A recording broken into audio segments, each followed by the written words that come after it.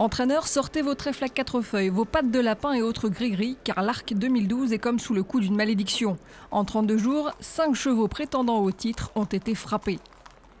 Valira avait effectué le 28 août un galop public qui faisait rêver. Cette pouliche, un des plus grands talents de la génération des 3 ans sur 2400 mètres en France, lauréate du prix de Diane, va pourtant se fracturer un postérieur le lendemain lors d'une simple balade de récupération sur la plage de Deauville.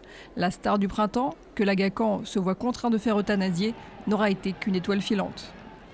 Norris Cato l'avait plusieurs fois fait un pied de nez au sort, bloqué plusieurs mois au box suite au problème de la succession Sylvia Wildenstein.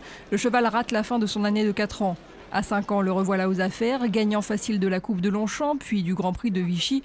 L'élève de Jean-Paul Gallorini vise l'Arc. Yoritz Mendizabal est réservé. Le jockey fait même tout pour être prêt pour le week-end des préparatoires malgré une luxation de l'épaule.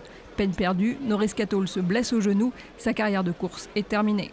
Au soir de son ultime entraînement poussé, Snow Ferry a un antérieur chaud. L'Anglaise a déjà connu des coups durs en raison d'une certaine fragilité de ses tendons, mais elle est revenue plus forte que jamais. Lauréate du prix Jean Romanet pour sa rentrée, puis gagnante une fois encore dans les Irish Champion Stakes devant Nathaniel et Saint-Nicolas Sabi, 2 chevaux qu'elle aurait retrouvés dans l'Arc.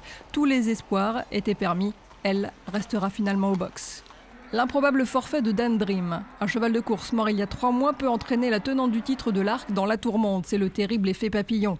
En Allemagne, 250 chevaux ont été abattus ces 3 dernières années après avoir contracté l'anémie infectieuse, maladie potentiellement grave et sans traitement. La fièvre des marais a touché un cheval de l'écurie voisine de celle de Peter Schirgen en Allemagne. Dan Dream est prisonnière dans son propre pays. Nathaniel s'éveille le 2 octobre dans le top 5 des favoris de l'Arc, mais John Gosden le trouve fiévreux dans son box. Pour le lauréat des Eclipse Stakes, placé ensuite de Snow Ferry et Dan Dream, le soleil se couche sur la terrible certitude que l'Arc se disputera sans lui. Arc 2012, Arc maudit. Le proverbe dit « le malheur des uns fait le bonheur des autres ». Mais alors que le nombre de partants se resserre, il reste à croiser les doigts pour que le mauvais sort cesse de s'acharner contre les meilleurs pur-sangs de la planète.